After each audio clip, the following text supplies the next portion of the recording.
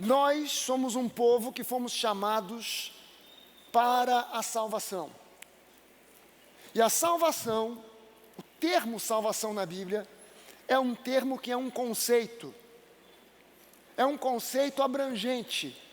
Quando alguém diz, eu sou salvo, ou quando a Bíblia diz que você é alvo da salvação, essa palavra, no seu original, do Novo Testamento, no grego do Novo Testamento, é sotéria, que vem de sozo.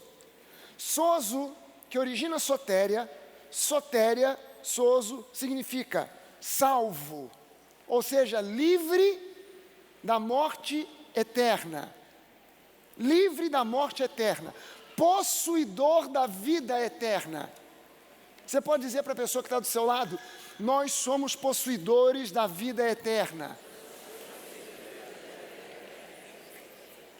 Não da morte eterna, mas da vida eterna. Nós somos libertos da morte eterna. O ser humano, ele vem ao mundo com uma marca. Ele vem ao mundo carregando sobre si uma maldição. Ele vem ao mundo trazendo em si uma natureza, a natureza pecaminosa. Você não precisa ensinar a uma criança sobre egoísmo. Você não precisa ensinar uma criança a mentir. Você precisa sim ensinar a criança a compartilhar. Você precisa ensinar a criança a dizer a verdade. Por quê? Porque a natureza pecaminosa já vem embutida no ser humano por causa do pecado de Adão. Por causa do pecado de Adão, o primeiro representante da raça humana diante de Deus, ele tinha a capacidade de fazer uma escolha. Adão, coloquei diante de você a vida e a morte. Está aqui a árvore do conhecimento do bem e do mal, e está aqui a árvore da vida. Agora você tem liberdade para escolher. Deus podia ter colocado naquele jardim só a árvore da vida, mas Ele colocou as duas. Ele colocou a árvore da vida e colocou também a árvore do conhecimento do bem e do mal. Se Deus não colocasse a árvore do conhecimento do bem e do mal, o problema já estava resolvido de antemão. Não teria como Adão fazer aquela escolha. Mas como Deus colocou as duas árvores e deu a Adão, porque Ele poderia colocar as duas árvores e colocar Adão como um robô. Você está programado, predestinado, programado a só ir na direção da árvore da vida. Então, ainda que houvesse qualquer coisa, o diabo ou qualquer força, tentando conduzir Adão para a árvore do bem e do mal, ele iria para a árvore da vida, porque estaria pré-programado. Mas Deus não fez o ser humano um robô pré-programado. Ele deu ao ser humano a livre escolha. Ele deu ao ser humano a capacidade de livre escolha. Ele deu o livre arbítrio a nós. Eu sei que existem linhas teológicas que não acreditam no livre-arbítrio, que falam que nós somos predestinados. Não. É preciso que a gente entenda o que a Bíblia quer dizer com predestinação e o que significa livre-arbítrio. Quando você vai ao Novo Testamento, onde há todo o entendimento sobre predestinação, todos nós somos predestinados em Cristo. Em Cristo. A quem Deus predestinou? A Jesus. Nós somos predestinados em Cristo. Ou seja, é como se nós fôssemos um item que vai dentro de uma mala. Dentro dessa mala, tudo que está nessa mala vai para o destino ao qual essa mala está predestinada. Então, se o dono da mala comprou uma passagem para Nova York, o que se espera? É que a mala chegue também em Nova York. E se a mala chegar em Nova York, os itens que estão dentro da mala não vão parar em Singapura. Também vão para Nova York. Por quê? Porque se a mala está predestinada a ir para Nova York, tudo que está dentro da mala também está predestinado a chegar aonde? Em Nova York. Então, quando você vai ao Novo Testamento, você vai ver que todos os versículos que falam sobre predestinação, todos, em especial no livro de Efésios, em todos eles, Sempre a palavra ou o termo ou as expressões que falam sobre predestinação, estamos destinados, predestinados, sempre está acompanhado da expressão nele, em Cristo, por Ele. Então, quando você recebeu Jesus, você saiu de uma predestinação e entrou numa outra predestinação. Em Adão, você estava predestinado ao inferno. Em Cristo, você está predestinado à vida eterna com Deus. Amém? Então agora, eu preciso entender que há um plano de Deus que é revelado para mim numa palavra simples: sotéria, sozo. Eu fui salvo, sozo, sotéria, salvo da morte eterna. Mas sotéria, sozo também significa liberto. Liberto. Liberto do quê? Número 1, liberto da lei. Eu agora sou alvo e vivo pela graça. Eu sou alvo da graça e eu vivo pela graça. Graça é favor imerecido. Eu não recebo de Deus o que mereço. Eu recebo de Deus aquilo que eu não mereço. Eu não mereço a família abençoada que eu tenho, mas Deus me deu uma família abençoada.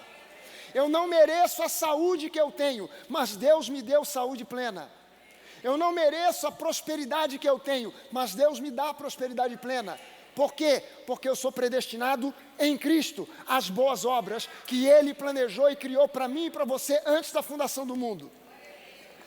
Então agora em Cristo eu sou predestinado a boas coisas. Em Cristo eu sou liberto, número 1, da lei, número 2, da opressão do inferno.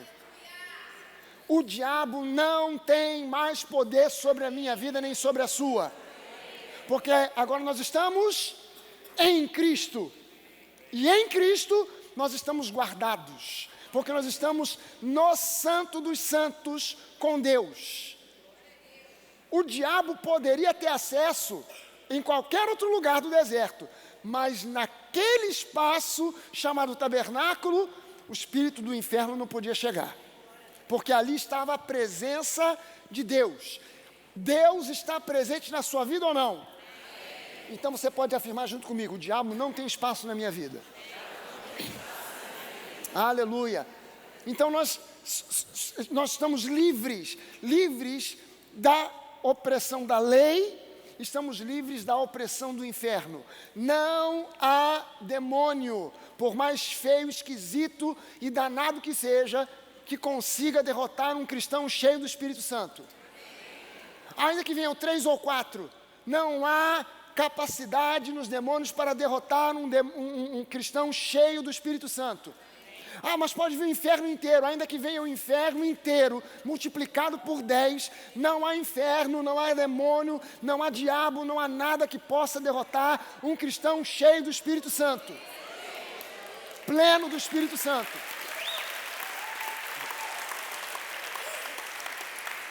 Então é mega importante que você busque na sua vida a plenitude do Espírito Santo, ser cheio do Espírito Santo, ter o Espírito Santo em você e o Espírito Santo sobre você. Pastor, não entendi essa conversa aí de Espírito Santo em você e sobre você. Então vai fazer o start. Vai fazer o start que você vai entender. Lá o pessoal, os professores vão te explicar: o Espírito Santo em você, fruto do Espírito. O Espírito Santo sobre você, os dons do Espírito. O Espírito Santo em você, caráter. O Espírito Santo sobre você, poder de Deus. Você precisa da plenitude do Espírito Santo. Você é sozo, salvo, curado. Terceira coisa, você é curado. Você tem direito a viver uma saúde abençoada. A gente viu um testemunho aqui, testemunho do Rivelino. É pena que não colocaram ali, mas tinha que ter. Você tinha que ver um vídeo do Rivelino, depois de diagnosticado, depois de anos, aonde os médicos esperariam que ele estivesse entrevado numa cama. Você tinha que ver um vídeo dele jogando tênis. Porque eu gosto de tênis, eu não jogo, não sei jogar, acho mó barato, mas eu não jogo. Aí você pega um camarada como o Rivelino, que deveria pela lógica, está numa cadeira de rodas, numa cama, entrevado, está jogando tênis. E gente, eu não estou falando para você que o camarada está jogando assim, botando a bola para o outro lado, não. Eu estou falando do cara dando aquelas raquetadas, tipo o Roger Federer. É um troço assim surpreendente, completamente fora da curva, completamente fora da lógica. Por quê? Porque o nosso Deus não é um Deus da lógica. Às vezes ele é, mas nem sempre. E quando Deus contraria a lógica, as pessoas ficam assim, como é que é? Pois é, porque Deus é Deus. Então, eu sou salvo da morte eterna, liberto, curado, vencedor. É outra tradução possível, é um conceito embutido dentro da palavra sotéria, sozo, vencedor. E Jesus, ele diz que nós somos mais que vencedores. Mais que vencedores. Então, salvo, curado, liberto, vencedor, próspero. Próspero é outro conceito embutido em sotéria, embutido em sozo. Próspero. Prosperidade vai muito além de grana. Prosperidade tem a ver com todo o resto que a gente já falou antes, de você ser liberto, de você ser uma pessoa curada, de você ter uma família abençoada. Tudo isso tem a ver com prosperidade, mas também inclui a vida financeira. Deus tem uma vida de prosperidade para você. Deus quer de você próspero. Amém, gente?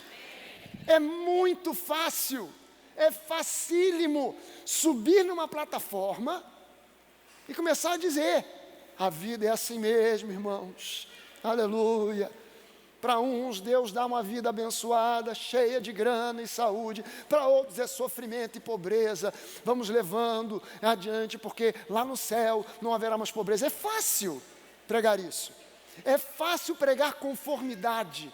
É fácil dizer para você, conforme-se com a vidinha medíocre que você está levando, conforme-se com esse problema, conforme-se com esse filho que está enfiado nas drogas, conforme-se com esse filho que está andando aí com essas más companhias, sendo influenciado por uma mentalidade, de uma ideologia, conforme-se com esse marido bêbado, conforme-se com essa esposa que está te traindo, conforme-se com isso. É fácil pregar isso. Difícil é dizer: Deus é poderoso para mudar a sua situação, da água para o vinho. Deus é poderoso para responder à oração daquele que clama com fé. Deus é poderoso para fazer uma mudança radical na sua vida. Para isso é necessário coragem, para isso é necessário ousadia, para isso é necessário ouvir de Jesus. Porque essa igreja não é a igreja do pastor Fragale. Essa igreja não é a igreja essa é a igreja do Senhor Jesus. Ele é o centro da igreja. Ele é o centro dessa igreja. Eu sou um mero funcionário dele. Eu não estou aqui para dizer o que eu penso, eu estou aqui para dizer o que ele me manda dizer. Eu sou aqui apenas um mensageiro daquilo que ele fala, daquilo que ele expõe na sua palavra. Eu sou apenas um mensageiro disso.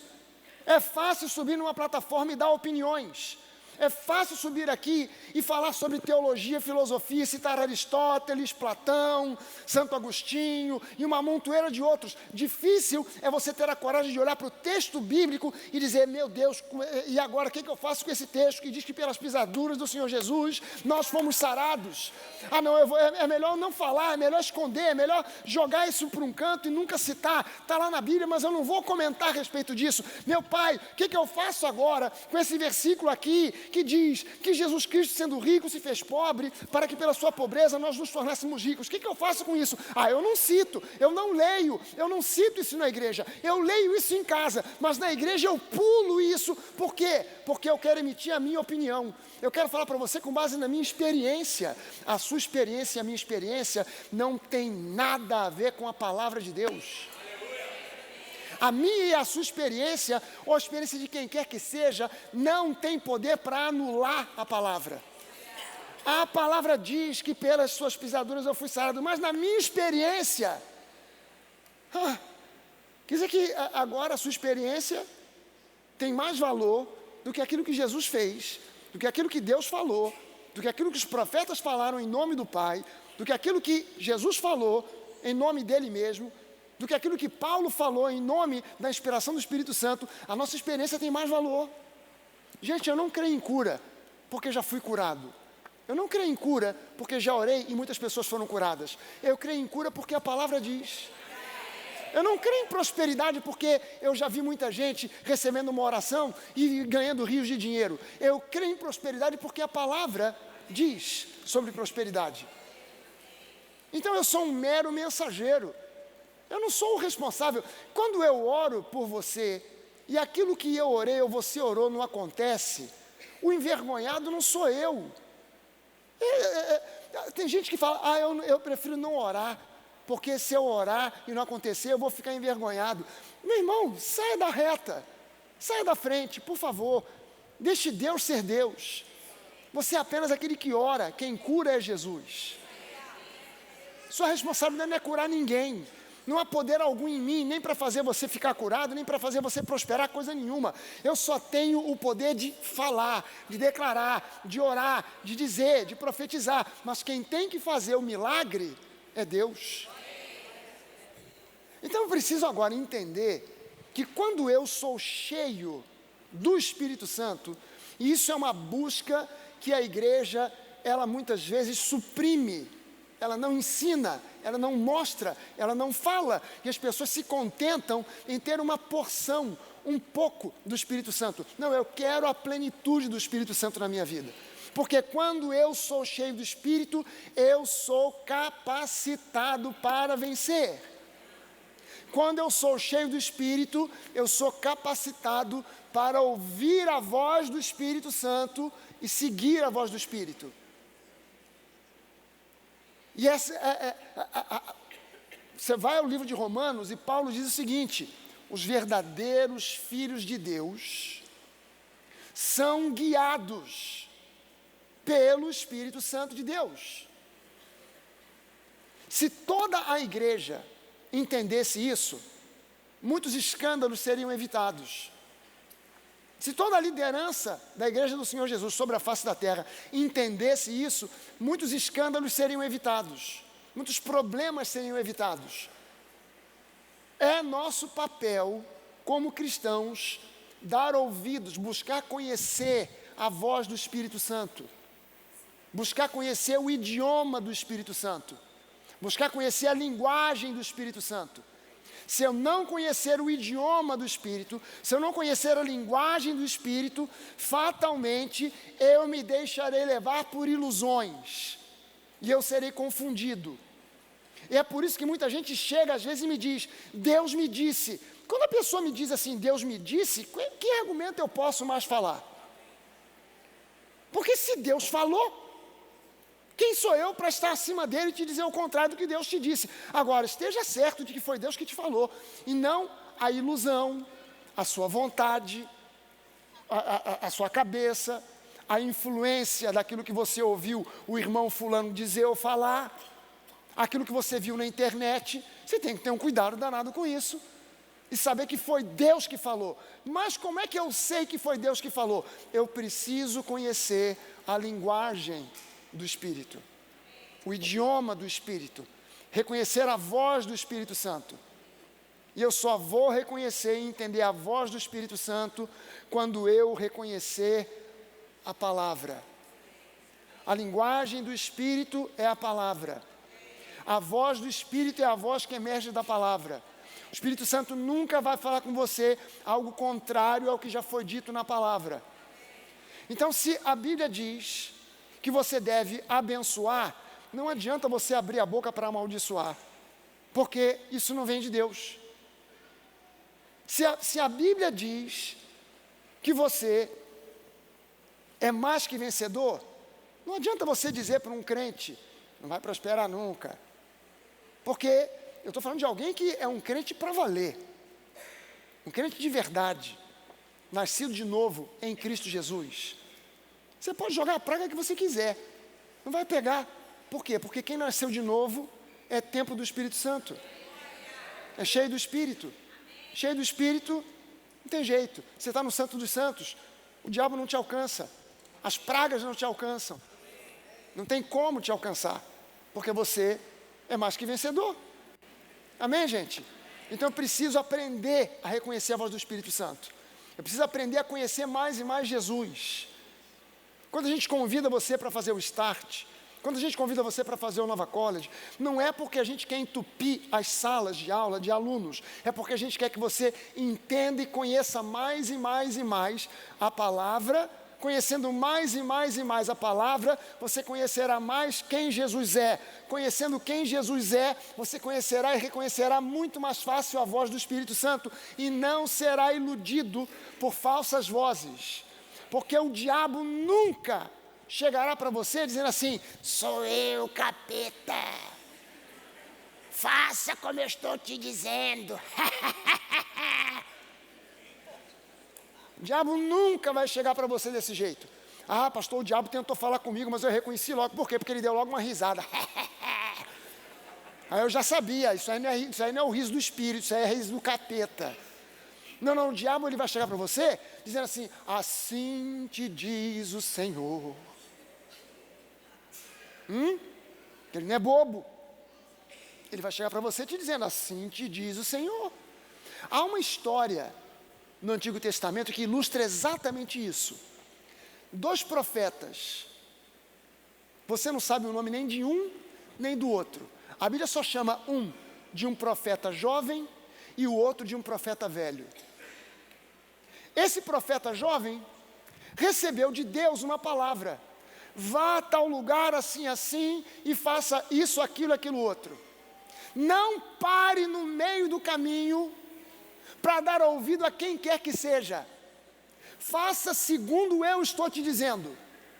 Aí o profeta jovem montou no seu jumentinho e foi ele, pocotó, pocotó, pocotó, pocotó. No meio do caminho, o profeta velho recebe uma orientação de Deus para tentar parar o profeta jovem.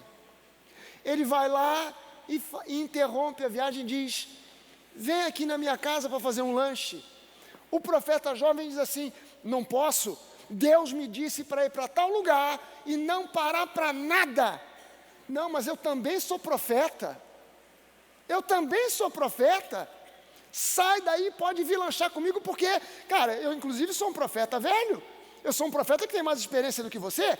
Pode vir. Aí o profeta jovem, aleluia, desmontou do jumentinho, foi lá e sentou na mesa para comer. Quando ele senta para comer, o profeta velho dá um recado: você corrompeu, transgrediu aquilo que Deus mandou você fazer. Por causa disso, não vai sobrar nem você, nem ninguém, porque você transgrediu o que Deus te mandou fazer. E aquele profeta jovem morreu. Por quê? Porque se deixou iludir por uma voz que não era a voz de Deus, era a voz de um profeta. Nem todo profeta profetiza aquilo que você deveria fazer. Nem todo profeta diz para você o que você deveria realmente fazer. Mas Deus nunca te jogará numa furada.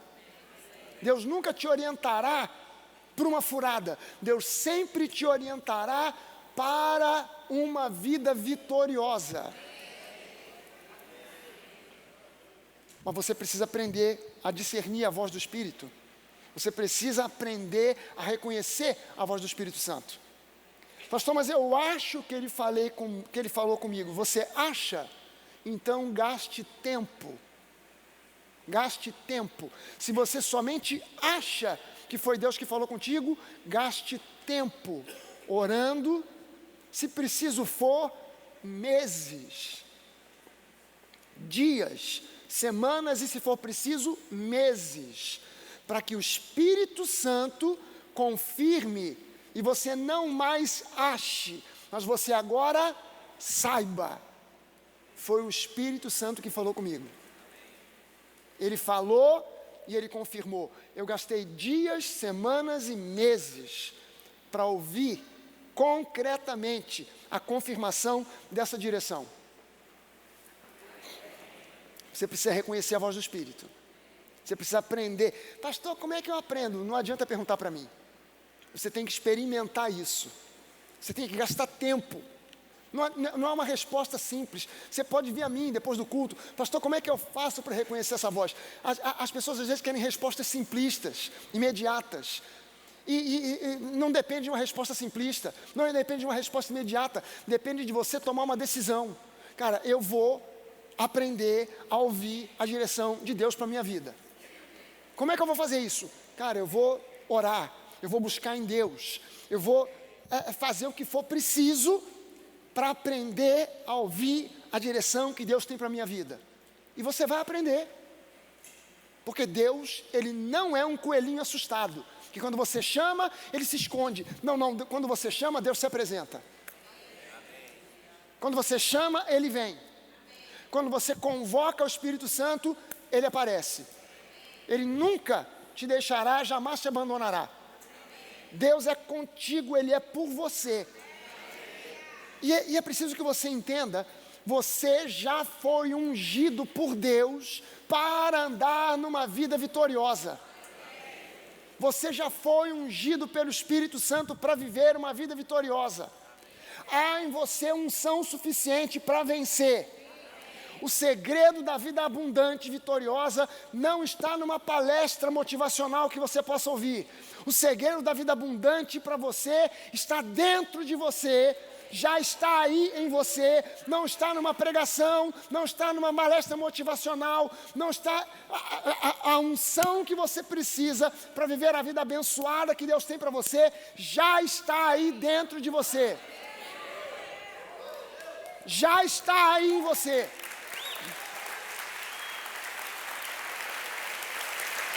Meu irmão, não é por outra razão que a Bíblia te chama de mais que vencedor. Você se converteu hoje, há 5 minutos atrás. Deus olha para você e te chama de mais que vencedor. Pô, mas não deu nem tempo. Não deu nem tempo. Eu só sentei 5 minutos que eu aceitei Jesus. Pois é, mas Deus já olha para você e já te vê capacitado para vencer. Eu queria que você levantasse uma das suas mãos e dissesse isso: eu sou capacitado pelo meu Pai Celestial, o Criador do Universo, o Deus Todo-Poderoso, para vencer. Você já foi capacitado para isso. Irmão, no natural, a gente sabe, eu já disse isso aqui e vou repetir para você. No natural, nós só conhecemos, os seres humanos só conhecem um meio de ascensão social. Só existe um. De você sair de um estado de pobreza e miséria para chegar a um estado de riqueza. O mundo só conhece um meio. Chama-se estudo. Tem que estudar. Tem que estudar. Tem jeito. Não tem por onde. É o único meio que o mundo conhece. Mas eu quero que você entenda agora uma coisa. O estudo que o mundo considera tudo, para Deus é só uma ferramenta. O mundo considera que aquilo aí é tudo. O que você tem para progredir e prosperar? Eu tenho um curso, eu tenho um diploma, eu tenho alguns cursos que eu fiz, eu tenho diploma disso, daquilo outro, fiz curso técnico, fiz curso superior, estou fazendo uma outra faculdade. Isso para você pode ser tudo, mas para Deus são só ferramentas, mais nada.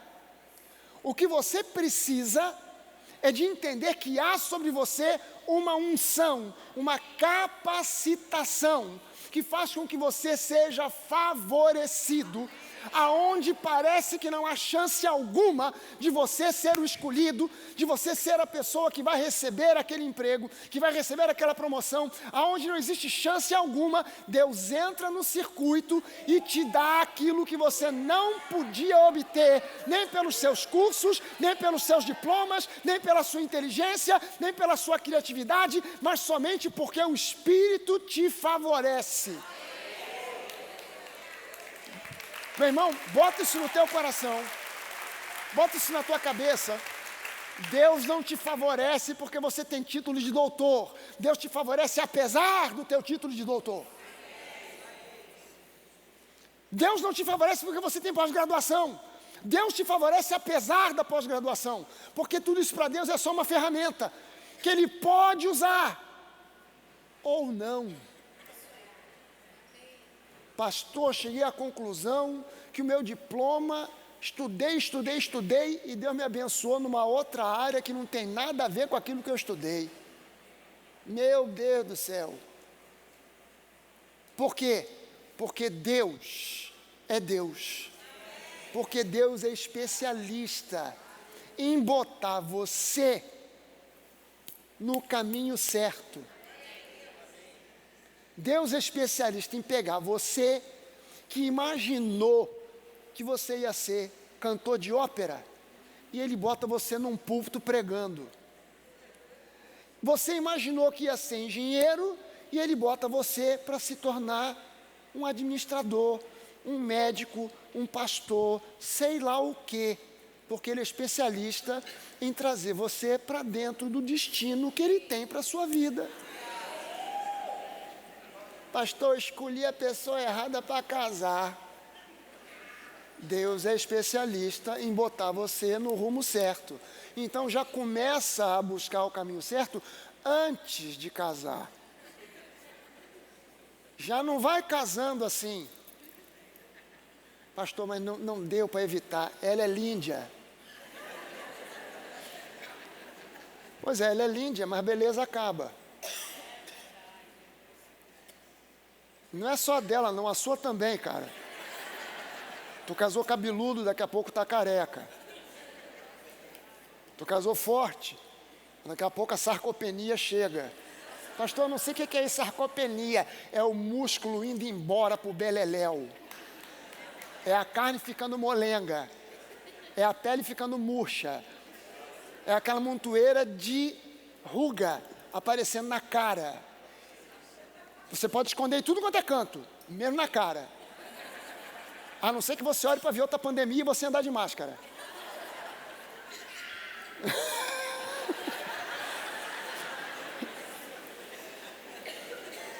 Atenção os homens, quem é homem aqui, diga amém. Você não casa com um par de coxas e uma bela nádega. Você casa com uma mulher. Um ser humano que tem personalidade. Pastor, a personalidade desta mulher, ela é uma jararaca, mas é linda.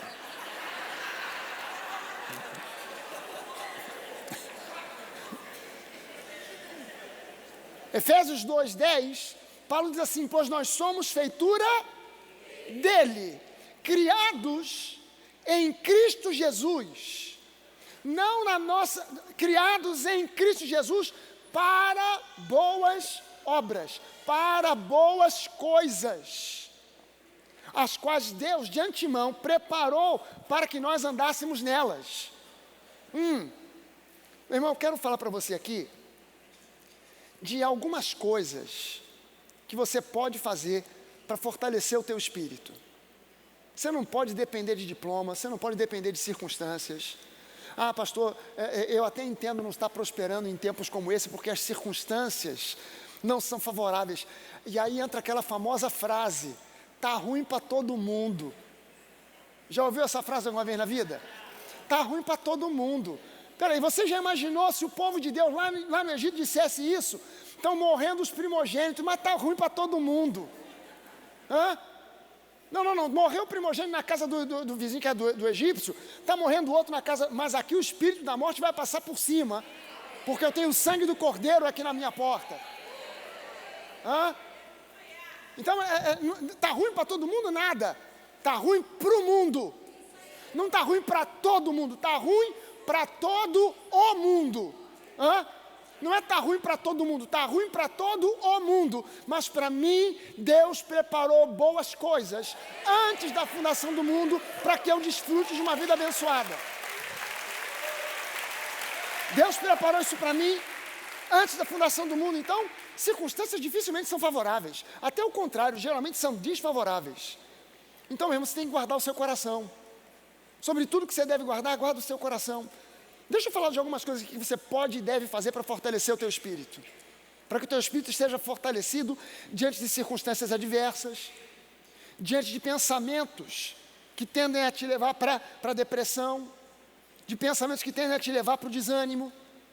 Fortaleça o teu espírito. A tua mente não é o teu espírito, a tua mente é a tua alma. A alma está sujeita a sentimentos, e sentimentos são falhos, sentimentos são enganosos. Então, eu não preciso fortalecer a minha alma, eu preciso fortalecer o meu espírito. Eu preciso renovar a minha alma e fortalecer o meu espírito. Renovar a mente, a palavra alma na Bíblia é psique. Psique é a palavra que a gente usa para falar sobre a nossa mente. Então eu não preciso fortalecer a minha mente, eu preciso renovar a minha mente. Mas eu preciso fortalecer o meu espírito. Como é que eu fortaleço o meu espírito? Cara, a gente está acostumado a fortalecer o corpo, a gente vai para a academia. Pega peso, pega lá e tal, faz aeróbica, faz para fortalecer o corpo. A gente está careca de fortalecer a alma. A gente lê bons livros, a gente assiste bons filmes, a gente assiste boas séries, a gente se instrui, a gente vai procurar um curso para melhorar a nossa psique, a gente vai procurar um psicólogo para melhorar a nossa psique, a gente procura, se for necessário, um psiquiatra para melhorar a nossa psique. E o que a gente está fazendo com o nosso espírito? O que a gente está fazendo com o nosso espírito? A gente precisa focar no nosso espírito. Se você consertar a sua alma, a sua mente, cheia de trauma, cheia de complexo, cheia de problema. Porque problema é pior do que problema. Porque quem tem um problema só tem um, quem tem problema tem dois.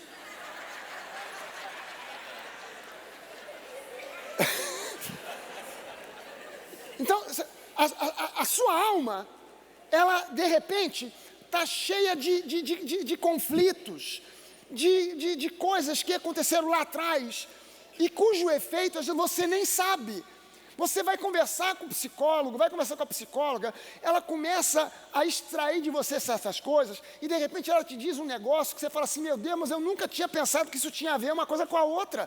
Foi lá atrás, uma coisa que o meu pai me falou quando eu tinha 5 anos de idade. Aquilo entrou ali, pum, chapou, marcou, carimbou, eu não estava nem tocando disso. Agora eu descobri que esse conflito vem daquele problema lá que eu tive com a minha mãe, com meu pai, com o tio, com o vizinho, sei lá com quem. Ele vai desenterrar e descobrir coisas que você nem sabe que estão aí. Aí você pega aquele troço todo e começa a aperfeiçoar somente a alma. Somente a alma. Isso é bom. Claro que sim. Mas você não pode ficar somente no conserto da alma, você tem que ir ao espírito, porque a alma, quando consertada, não afeta o espírito, mas o espírito renovado afeta a alma. Então eu preciso ir à palavra de Deus, renovar a minha mente, mas eu preciso fortalecer o meu espírito. Como é que eu fortaleço o meu espírito? Vou falar para você de 3 coisas. Número 1, orando em línguas. Esse é o primeiro segredo do fortalecimento do seu espírito. Ah, pastor, mas eu vim de uma igreja que não acreditava em dons do Espírito Santo e eu nunca orei em línguas. Não ora porque não quer. Porque na hora que você quiser, você vai orar. Pastor, mas não depende do Espírito? Não, depende de você. O Espírito não fala em línguas. O Espírito Santo não fala em línguas, quem fala em línguas é você, sou eu. E quando é que você fala, pastor? Quando eu quero, a hora que eu quiser. Veja bem a diferença. Você pode ensinar um papagaio a falar em línguas, e o papagaio vai falar. Você treina o papagaio, e o papagaio vai falar em línguas. Curupaco, xandai, xandai, xandai, curupaco, xandai, vai falar. É só você treinar o papagaio que ele vai falar. Eu vi vídeos na internet, gente, é brincadeira, é uma desonra, é uma palhaçada com o Espírito Santo, do camarada dando curso para a igreja, no telão, botando no telão escrito, Ratamalaxirequeira, Barassure, e as pessoas repetindo, Arabalacharabá. Eu falei, meu Deus do céu, a que ponto a igreja chegou de desprezar o real de Deus e forçar a barra, tentando criar um negócio que, caramba, que absurdo, que idiotice. Você pode ensinar um papagaio a falar em línguas? Pode. Qual é a diferença do papagaio falando em línguas e você falando em línguas? A diferença é que o papagaio não pode exercer uma coisa chamada fé. E eu falo em línguas pela fé. Então, não é uma questão do que eu falo, a questão é como eu falo. Porque falar um monte de sílaba desconexa, qualquer um fala. Tá, lá, ba, tere, ba, chu, que, pe, ba, beleza. Agora, quando eu falo, não é porque eu estou falando, é como eu estou falando, pela fé. Então, pela fé, eu creio, e eu falo a hora que eu quero, porque a hora que eu quiser, eu posso exercitar a minha fé. Pastor, mas eu já fui num culto, o pastor impôs as mãos e eu não falei. Não falou porque eu não quis. Porque se quiser, fala. Ah, mas eu não consigo. Consegue. Ah, consegue. Vem aqui para eu orar para você, que tu vai ver se você não vai falar. Porque se preciso for, eu vou te ameaçar. Se você, olha, eu vou orar por você. Se tu não fala em língua, eu vou sentar a mão na tua orelha. Você vai falar rapidinho. Tu vai falar em língua pelos cotovelos. Quer fortalecer o teu espírito? Você precisa orar em línguas. Ouça bem o seguinte: orar em línguas ou orar em espírito é sinônimo bíblico. A Bíblia também usa a expressão orar em espírito. Orar em línguas ou orar em espírito é a academia do espírito. É a academia do espírito. Existe uma academia, um gym, onde você vai para malhar os seus músculos. Você quer malhar os músculos espirituais? Ore em línguas. Paulo diz aqui em 1 Coríntios que ele orava em línguas mais do que todo mundo. Eu fico admirado de ver que há igrejas hoje que desencorajam as pessoas a orar em línguas. Eu não consigo entender um negócio desse. É o fim dos tempos mesmo, gente. Só pode ser. É o fim dos tempos. Ou desencoraja a falar em línguas, ou quando faz, tenta treinar as pessoas como se elas fossem papagaios, para repetir um monte de sílabas que ele coloca num telão. Gente, pelo amor de Deus, ore no Espírito, edifique, como Judas diz lá em Judas 20, diz lá: mas vocês, meus amados, edificando-se na fé santíssima que vocês têm, orando no Espírito, orando no Espírito Santo. Segunda maneira de você fortalecer o seu espírito: confessando a palavra. Confessando a palavra. Confessar a palavra é uma forma de você cooperar com o Espírito Santo. É oferecer para o Espírito ferramentas, instrumentos para ele operar. Não sei se você já esteve numa sala de cirurgia, mas todo cirurgião tem ao lado dele uma instrumentadora. O que a instrumentadora faz? Ela tem uma mesa cheia de instrumentos, pinças, tesouras, afastadores, está tudo ali. E o cirurgião está concentrado no paciente. Aí ele estende a mão e pede: me dá uma Kelly. Não é a Kelly. É a pinça Kelly. Me dá uma mosquito. Não é um mosquito que está voando na sala. É a pinça mosquito. Ele pede, a instrumentadora dá a ele o instrumento. E o que ele faz com o instrumento? Ele vai lá no paciente, pum, aplica a pinça, aplica o instrumento. E com isso, ele consegue operar o paciente. Então eu quero que você entenda o seguinte: quando você está confessando a palavra, você está trabalhando como se você fosse a instrumentadora do Espírito Santo. O Espírito Santo quer operar. E você fornece a ele instrumentos. Você passa para ele o bisturi. Você passa para ele a pinça mosquito. Você passa a pinça Kelly. Você passa o afastador. Você dá para ele os instrumentos e ele opera para transformar a sua vida. Mas o que são esses instrumentos que você passa? Para o cirurgião é pinça, é afastador, é bisturi. Mas para o Espírito Santo é a própria palavra. E quando você declara: eu fui curado pelas pisaduras do Senhor Jesus, você está passando para o Espírito Santo uma ferramenta. Você está passando para ele um instrumento. E ele pega essa palavra para torná-la uma realidade na sua vida. Então você precisa manter firme a tua confissão de fé. Você precisa manter firme a tua confissão de fé. Provérbios 18, 21 diz que a morte e a vida estão no poder da língua. Meu Deus! A morte e a vida estão no poder da língua. Ele não diz aqui a morte e a vida estão no poder do AR-15. A morte e a vida estão no poder da peixeira. Não, a morte e a vida estão no poder da língua. Quem bem a utiliza, come dos seus resultados, do seu fruto. Então, você precisa manter firme uma confissão de fé. E aí, mais uma vez, para manter firme a tua confissão de fé, você tem que retornar para a palavra. Porque confissão de fé não é meramente uma confissão positiva. É óbvio que a confissão de fé é positiva. Mas não é só um pensamento positivo. É a palavra de Deus colocada na nossa própria boca. Amém, gente? É a palavra de Deus colocada na nossa boca. Terceira coisa, você precisa aprender a visualizar as promessas. Você tem que se treinar a visualizar as promessas. Você tem que ir à palavra, fuçar na palavra, escarafunchar a palavra, revirar a palavra, encontrando promessa, você marca. Tem um outro jeito simples.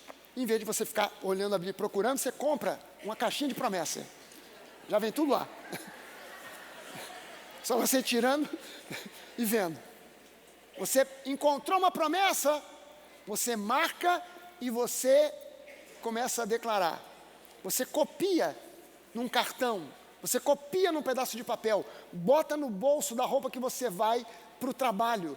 E no trabalho você de vez em quando tira aquele cartão e lê para você, até aquilo sair daqui e passar para cá.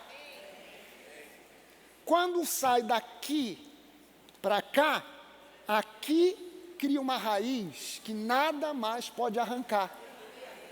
E enquanto está aqui, é uma semente, é um broto. Mas quando sai daqui e cai aqui, se torna uma árvore frondosa. Um broto qualquer um arranca, uma árvore frondosa não sai do lugar.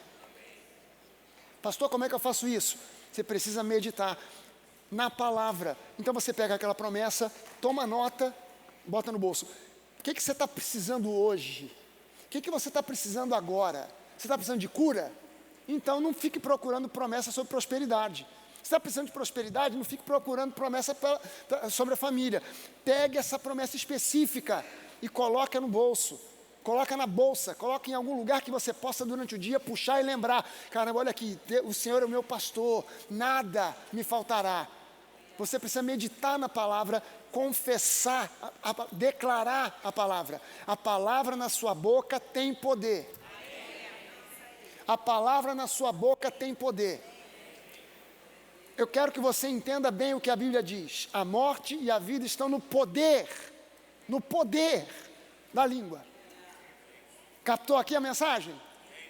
A vida e a morte estão no poder da língua. Então a língua tem um poder? Tem. Vai lá no livro de Tiago, leia o que diz Tiago para a igreja. Tiago diz o seguinte: olhem bem a língua, um pequeno órgão, mas esse pequeno órgão é capaz de botar o mundo em chamas. Você sabe por que o mundo hoje está em chamas? Sabe por quê? Porque muita gente tem usado a sua língua para falar na TV, na internet, no YouTube, no WhatsApp e em tantos outros lugares que está ruim, que vai dar ruim e que é assim, e que você agora tem que aceitar a ideologia de gênero, e que agora você tem que entender que a vida mudou, e que você, agora você, o mundo está em chamas, por quê? Porque tem gente falando, dizendo, e a morte e a vida estão no poder da língua. O que você tem feito com a sua língua? Ah, pastor, minha especialidade é fofoca. Beleza. Minha especialidade é intriga e confusão. Pois é, esse é o problema. Esse é o problema. Nós deveríamos, uma vez que nascemos de novo, a gente deveria estar numa outra dimensão. Não da fofoca, da intriga, da mentira, da confusão. A gente deveria estar no ambiente da reconciliação. Aliás, a Bíblia diz para nós que Deus deu a nós o ministério da reconciliação. Não deu a nós o ministério da confusão. O ministério da confusão é um ministério diabólico. E a Bíblia diz assim, que Deus não está presente aonde há confusão. Então eu preciso entender que a minha boca, ela pode se tornar para mim, para a minha vida, para a minha família, para os meus filhos, para a minha esposa, para o meu marido. A minha palavra pode se tornar fonte de bênção ou de maldição, de vida ou de morte. Agora eu preciso aprender a visualizar essas promessas. Olha só o que diz o Salmo 125, os versículos 1 e 2. Os que confiam no Senhor são como o monte Sião, que não se abala, mas que continua firme para sempre. Assim como em volta de Jerusalém estão os montes, assim o Senhor está ao redor do seu povo desde agora e para sempre. Agora dá uma olhada no que diz o Salmo 1, no versículo 3. Ele, essa pessoa que não se abala, que é como um monte Sião, estabelecido para sempre, ele é como uma árvore plantada junto a uma corrente de águas, que no seu devido tempo dá o seu fruto, e cuja folhagem não murcha, e tudo o que ele faz. Ah, pastor, agora aqui a Bíblia foi muito radical. Tudo. Seria mais sábio se o escritor bíblico tivesse escrito a maioria, ou algumas coisas, ou as mais fáceis. Não. Tudo o que ele faz será bem sucedido. Levante-me das suas mãos e diga o seguinte: em Cristo eu fui destinado para o sucesso. Aleluia. Meu irmão, se em Adão nós estávamos destinados ao fracasso, e o sucesso era uma questão de sorte, era uma questão de oportunidade, era uma questão de família, eu nasci na família errada. Se eu tivesse nascido na família do George Soros, um dos homens mais milionários do mundo, aí seria diferente, mas eu nasci na favela, aí eu nasci no subúrbio, eu nasci numa família pobre. Não, gente, se isso era uma realidade para você e para mim no mundo, em Cristo, isso era a nossa realidade em Adão. A gente dependia da sorte, de circunstâncias. Agora, em Cristo, eu não dependo de sorte, eu não dependo de circunstâncias, eu dependo de Deus. Eu dependo única e exclusivamente de Deus. Sabe que outro dia eu estava orando, eu falei, Senhor, eu vi há algum tempo atrás uma notícia que me deixou até assim um pouco invejoso. Estava falando isso com Deus. Sabe, a notícia de que um casal nos Estados Unidos, casal do Arizona, jogou numa loteria, tem lá nos Estados Unidos, loteria dessa de números, tem que acertar uns números, não sei quantos números eram, 3, 4, 5, 6, não sei. Eu sei que eles jogaram e ganharam um prêmio de $1 bilhão. $1 bilhão. Eu falei, meu Deus, essa grana na mão de incrédulos, esse dinheiro na minha mão, Senhor. Mas ia fazer uma diferença, a igreja que eu ia fazer. Mas eu ia comprar logo uns 20 terrenos na Avenida das Américas, eu ia botar um montão de coisa abaixo, eu ia fazer uma igreja que tivesse 20 andares, eu ia fazer igreja com piscina olímpica, eu ia fazer quadra, eu ia fazer de tudo, eu ia fazer, a geração nova ia ser um negócio assim que era a Disney do Brasil, ia vir gente do mundo inteiro para conhecer a geração nova, ia fazer, Senhor, por que esse dinheiro não veio parar na minha mão? E Deus falou, porque tu não jogou.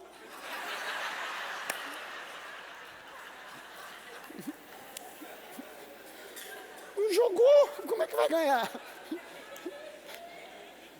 Você está entendendo que em Cristo eu não estou mais na dependência de sorte ou azar, eu estou na dependência de um Deus que é bom, que enviou o seu próprio Filho para morrer por mim, e que se esse filho veio para morrer por mim, Deus não tem mais nada que ele possa me negar, não tem mais nada para Deus negar a mim, se ele já me deu o seu próprio filho. Então eu preciso agora visualizar as promessas, eu preciso me ver como essa árvore plantada. Não é você se ver como uma árvore assim plantada, é você se ver desfrutando de saúde, é você se ver desfrutando de prosperidade, é você se ver com a família ao redor da mesa, os filhos, todo mundo ali numa bênção especial. Sabe, ainda que você diga, pastor, a realidade hoje é o seguinte, não consigo colocar todo mundo na mesma mesa, se senta na mesma mesa é uma brigalhada danada, eu não consigo ver prosperidade, lá em casa está difícil. Ainda que você veja com seus olhos naturais essa outra realidade, você precisa ver com os seus olhos espirituais, Deus derramando bênçãos sem medida sobre você e sobre a sua família. Você precisa ver isso, visualizar. Deus te deu imaginação para você imaginar. O quê? A esposa do vizinho sem roupa? Claro que não! Deus te deu imaginação para você imaginar as promessas sendo realizadas na sua vida. Se vê dentro das promessas. Amém, gente? Você pode dizer isso, eu me vejo dentro das promessas. O Senhor é o meu pastor, nada me faltará. Aleluia! Você pode ficar de pé. Eu quero que você comece agora de trás para frente. A gente vai participar da ceia, mas eu queria convidar você para começar fechando os seus olhos e se vendo, desfrutando de cada uma das promessas de Deus. Se você tiver que pensar agora na sua realidade, na verdade, você nem precisa, porque você sabe qual é a tua realidade. Mas eu quero que você faça um confronto agora entre aquilo que é a sua realidade e aquilo que Deus diz. Obrigado.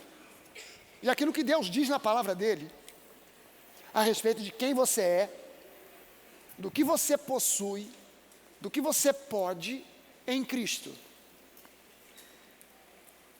Queria que você se visse desfrutando de saúde plena. Como é que seria a sua vida se você não tivesse esse ou aquele problema de saúde? Se você não tivesse que tomar todos esses medicamentos, como é que seria o seu dia a dia? Veja-se. Não é você exercitar a sua memória, é você exercitar a sua imaginação. Eu não estou pedindo para você lembrar de como foi ontem. Eu estou pedindo para você olhar para frente, para algo que ainda não existe. Algo que ainda não está concretizado 100%. Eu quero que você se veja desfrutando de prosperidade. Eu quero que você se veja desfrutando de uma família abençoada. Eu quero que você se veja desfrutando de saúde plena.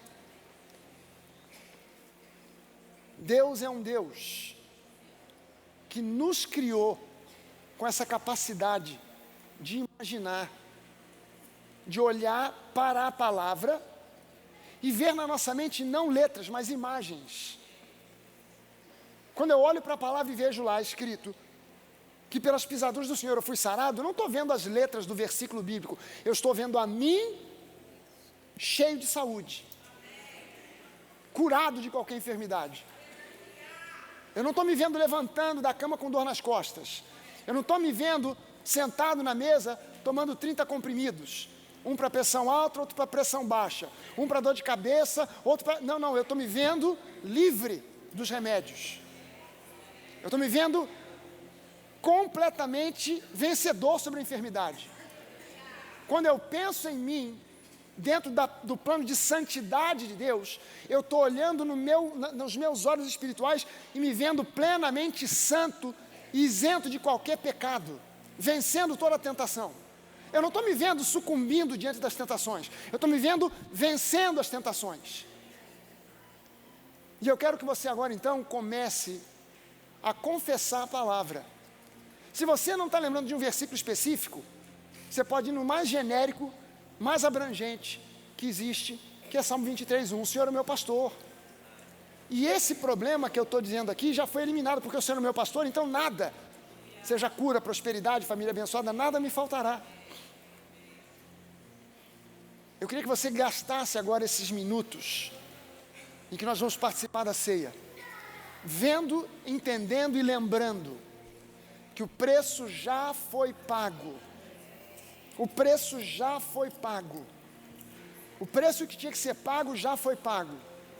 Você não tem que sofrer para ser abençoado. Jesus sofreu no seu lugar.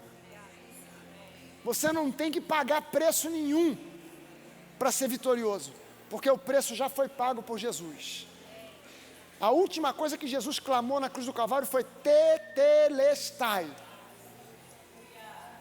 que era um termo grego, que eu não creio que Jesus tenha clamado em grego, mas como o Novo Testamento foi escrito em grego, eu creio que Jesus clamou em hebraico. Em hebraico a palavra é kulá, kulá, tetelestai, está consumado, 100% pago.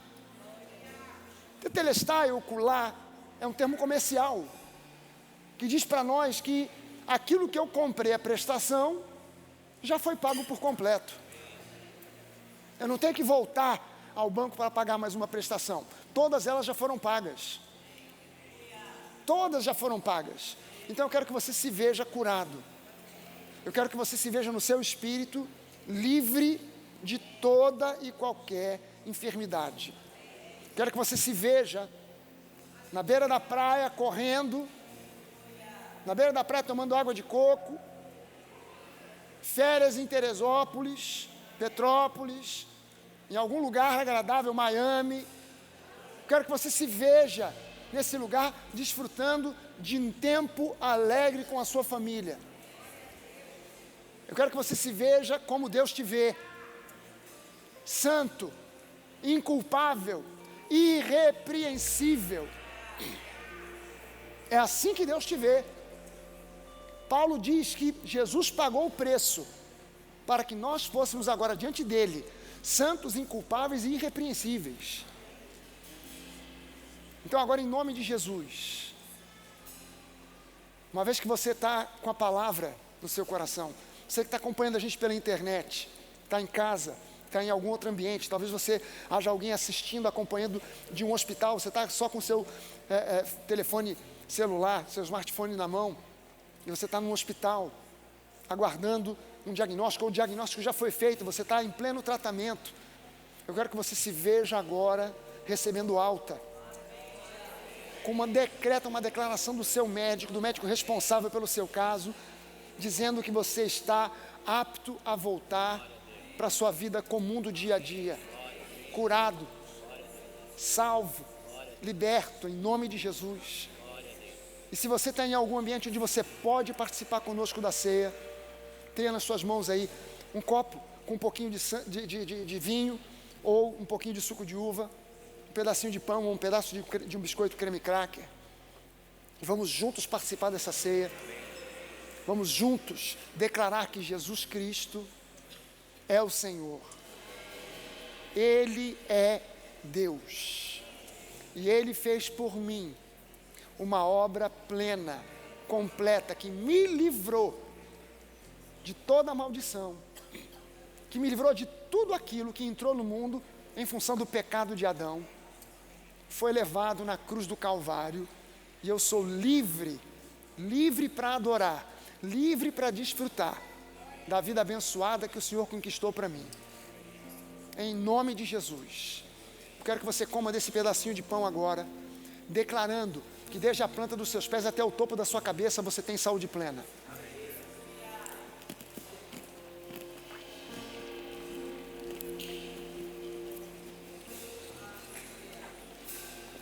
Aleluia. Você pode beber desse cálice, declarando que você agora em Cristo é livre de toda a opressão do inferno, de toda a opressão da lei, de toda a opressão do pecado, e que você agora é uma nova criatura em Cristo. Aleluia.